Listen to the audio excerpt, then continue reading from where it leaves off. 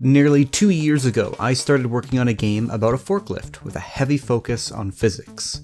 A lot of physics. I'd like to tell you the story of how this game was made, and why I'm only talking about it now. At the time, my friend had been talking about this forklift at his job and how awesome it was to operate. This made me think about how fun it would be to have a game where you control a forklift that maneuvers like a real one, but with the added benefit of being able to demolish the warehouse without any consequences, like death. Never mind any pre-existing forklift games, I wanted to make my own. I wanted everything to be physics-based, so I began by setting up the player as a Vehicle Body 3D node. A node, which, alongside Vehicle Wheel 3D, is designed to facilitate realistic vehicle physics by giving you all of the sliders you need to make any vehicle ever. Or a lot. I followed a tutorial on making a generic car controller with the goal of tweaking it to suit my needs, but I was soon reminded that I know very little about physics and absolutely nothing about vehicles. It turned out this wasn't something I could just eyeball. These were mathematically precise values, and nudging things over even a little bit completely changed how the vehicle handled. Making a vehicle that actually works and feels nice is a painful balancing act. At least that's how it felt to me. So I started actually looking into forklifts. What are their proportions? How much do they weigh? Where are they heaviest? How much can they carry? How fast can they turn? How far can they turn? Most of the information I found trickled over my eyes and was blinked away in an instant, but what did help were all the numbers that could be plugged in directly. While this helped, I still didn't completely understand what each option meant, and every time I tweaked one thing, it felt like I'd rolled the dice on everything. I would push and pull my way towards something that felt realistic, and then sit back in defeat when my 1500 kilogram machine would fully tip onto its side, then spring back up like a roly-poly. I consulted my dad on some things, since he was far more familiar with vehicles than I, and he was able to point me in the right direction.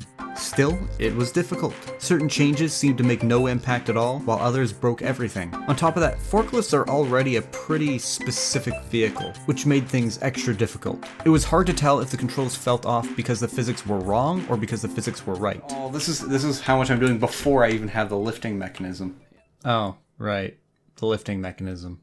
Simply getting the lift to go up and down was the easy part. It was getting the fork and everything it interacted with to work that was the hard part. I spent a long time fine-tuning colliders and physics materials to get the action of lifting these boxes just right.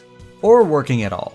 It somehow didn't occur to me till quite a ways into the project that forklifts don't just lift flush surfaces straight off the floor. They use pallets or things with big gaps for the forks to slide under. Even with this in mind, having realistic forklift controls required a lot of buttons for performing various precise maneuvers. And the more buttons I had, the clunkier it felt to control.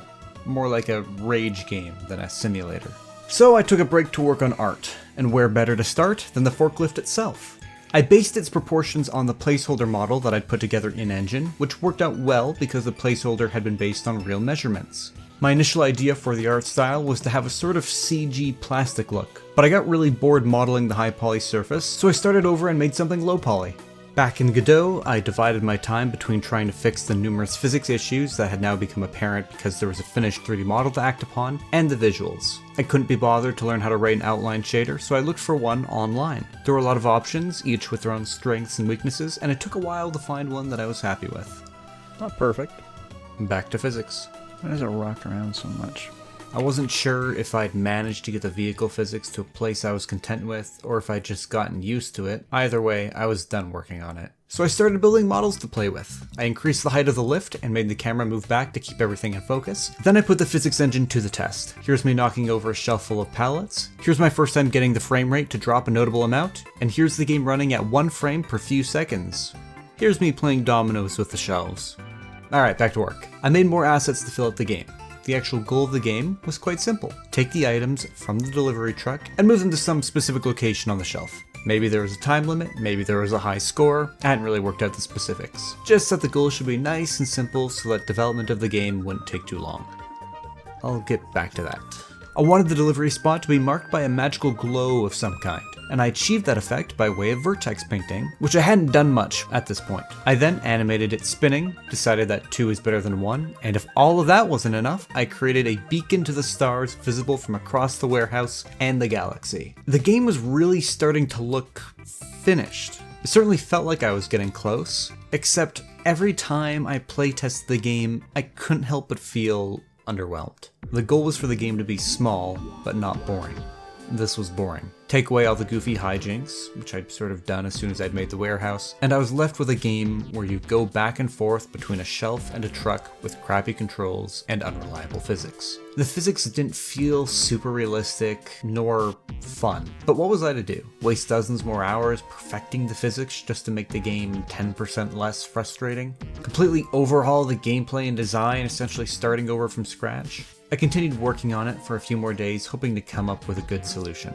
But I couldn't think of anything that felt right. Everything I'd come up with pointed to starting over. And not only did that feel like a punch in the gut to all the work I had just done, the thought of having to deal with the vehicle node again sounded excruciating. So instead of hemming and hawing any longer, I decided my best course of action was to move on and come back later. And I did come back to it, quite a few times. And each time I opened the project expecting the answer to be obvious. Perhaps the time away would give me perspective and I'd realize the game was actually better than I thought. Or I'd suddenly realize exactly what one little thing I needed to do to fix it. But each time I discovered that the only thing I still found appealing was the art style and the idea of controlling a forklift. And each time I was reminded of the drudgery and decided to leave it alone and try again in a few months. That was until just recently, when I had a realization. I didn't want to play a realistic forklift game. I wanted to play a fun forklift game. I didn't want the fantasy of carefully moving pallets in a warehouse. I wanted the fantasy of causing mayhem. I knew this. I'd known this was the fantasy the whole time, but for some reason I'd stopped paying attention to it. Instead, I'd focused so hard on getting the realism that I'd sanded away all the fun. The physics, the controls, the level. I had viewed everything unrealistic about this game as some sort of defect, when in fact, a lot of that was the fun stuff. And with that realization came inspiration, and with that inspiration came the motivation to do something that I'd been dreading ever since I'd abandoned the project. I threw out the gameplay loop and started over. I still liked the direction I was headed visually, but both the physics and game design needed an overhaul, starting with the movement, which I wanted to be fun and didn't want to be realistic. And with that one change, a dozen ideas blossomed and a new direction for this game began to reveal itself. I still plan on this being a small game, but I want it to be fun, and I think I know how to do it. But I don't want to share anything just yet. In the meantime, that's the story of the game so far. I've decided to break it up into multiple parts, partially because if I waited till the end, I would have to abridge a lot of the story, and partially because I don't know when this thing will be done, and I'm a little tired of going many months without any updates. I've only just started working on this thing again, and while it's exciting, it's not the only project I have on the go. But it is a project that I have on the go. For the people intrigued by the idea of playing this game in its prior state, I assure you it is far nicer to look at than it is to play. I think the only way these controls would actually be fun is if it was in VR. And no, I'm not doing that. Anyway, I've been wanting to talk about this project for a while, and this seemed like the best opportunity. I also plan to talk about some other games that I've made, since this year is technically the 10-year anniversary of my starting game development. So expect that before the end of the year, hopefully. See ya then, and ciao for now.